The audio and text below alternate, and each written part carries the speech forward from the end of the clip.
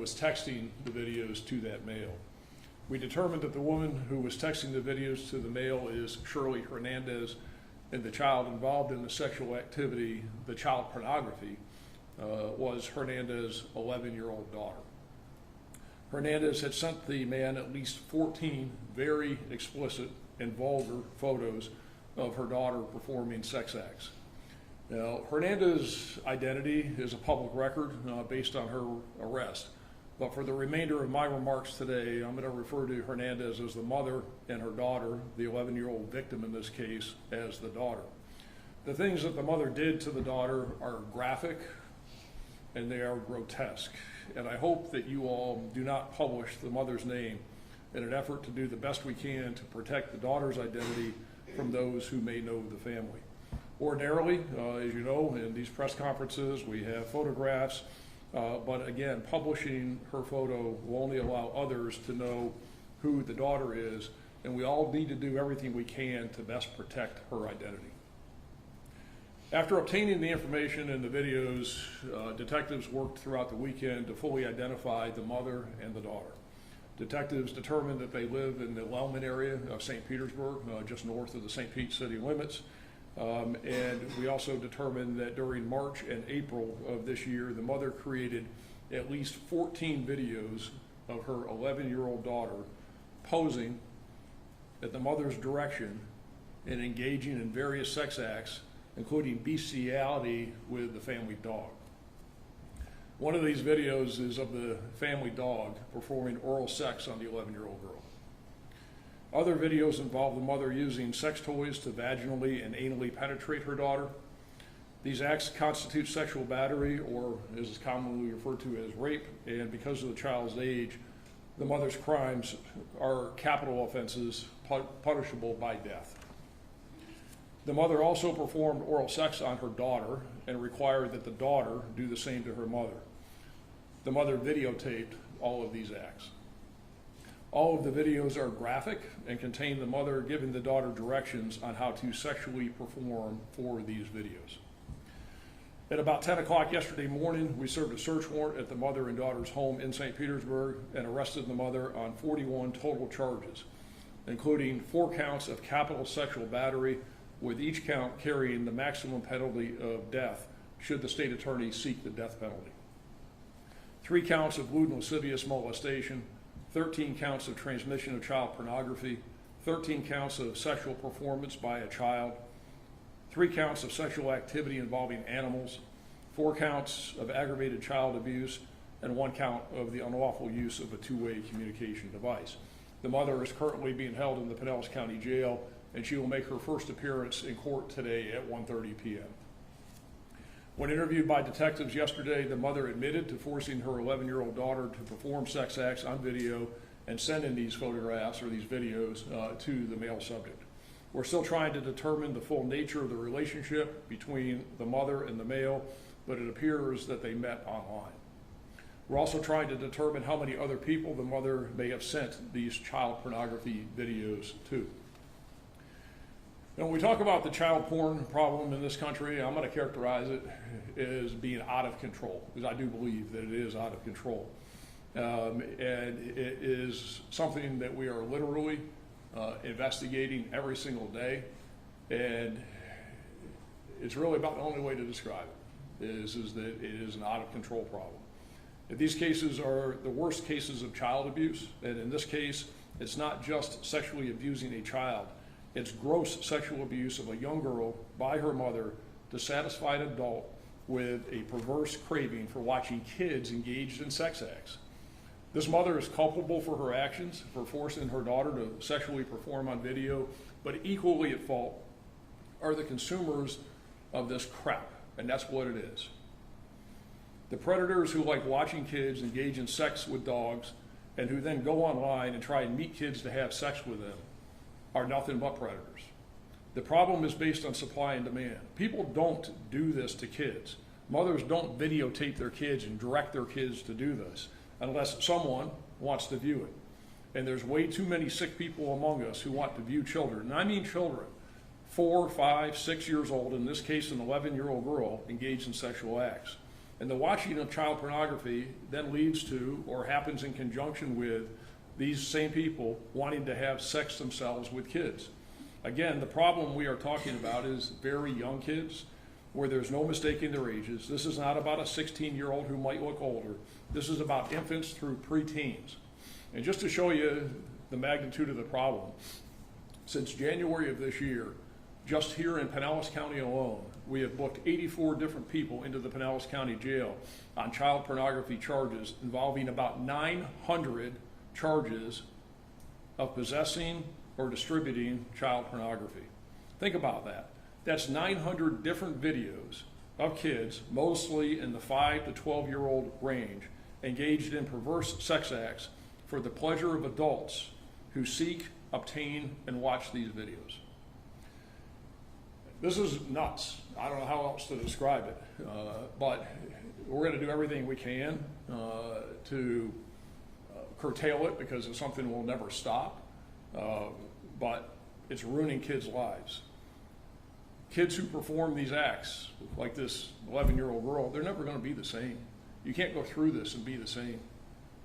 And we have detectives who are very dedicated to conducting these types of investigations.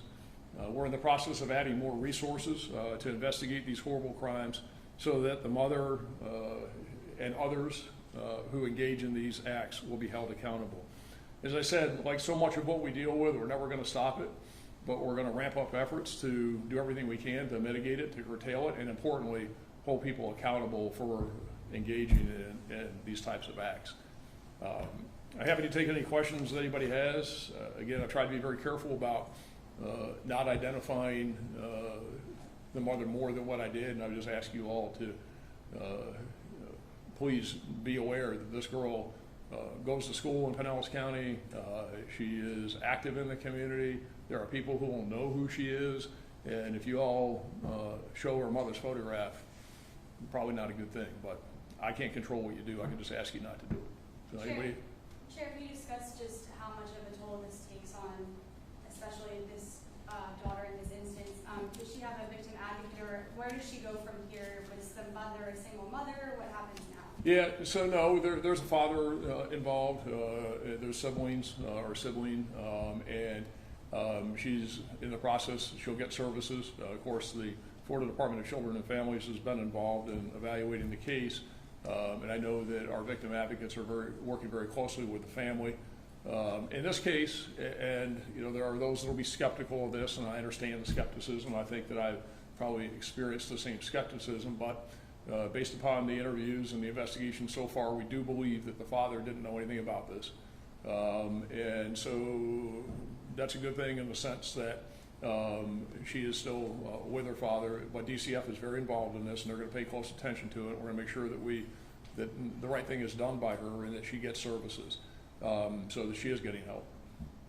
Did the father and the other sibling live in the same home? Yes. Okay. Yeah, they all live in the same home. So if you talked about the 900 number of videos and photographs, do you think that was content that was generated here in Pinellas County or consumed by, can you maybe elaborate on that? So it's hard to tell, where all this is made and where it's all consumed here, distributed out there in the dark web, as they call it, where all the stuff moves around. And in this case, she was making it and sending the videos via text message. How much of it's being made here in Pinellas or being made in the state of Florida, I can't tell you, because it's very hard to tell with this. It is literally all over the place, and it's made someplace, and as we're seeing now, she was doing it right here. So I can't tell you how many of those were made here or not here. I really don't know. Did you have something else? Are you guys looking into if the other sibling might have had videos out there, or if the mom sent any videos to that other? So there's no indication that the other sibling was involved in this at all. It was strictly this 11-year-old girl. Yeah. All right. Thanks, everybody. Go ahead. What charges is the 38-year-old man facing? Yeah, so he's facing a number of felony charges involving child pornography and traveling to meet a minor to engage in sex. So again, we're not going to disclose much about that because that investigation is still ongoing. But this happens all the time, though, and this is the other problem with this, is that you got these people who engage in child pornography, and it's either in conjunction with or then leads to them moving from child pornography into real sexual contact with these young kids. And again, I'm not talking about 16, 17-year-olds, which is bad in and of itself if there are adults who are doing that. But when we're talking about this, we're talking about kids that are, again, sometimes infants, which is, you can't even get your arms around that, to 3, 4, 5, 6, 7, up 10, 11, 12. So these are all preteen kids that these people are out there, and it's going on every day. It's sick.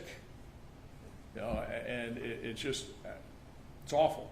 But they are either doing it in conjunction with getting and viewing the child pornography for their own sexual gratification, or it leads to them going out and wanting to take it to the next step, which is going out and actually having contact with these kids themselves.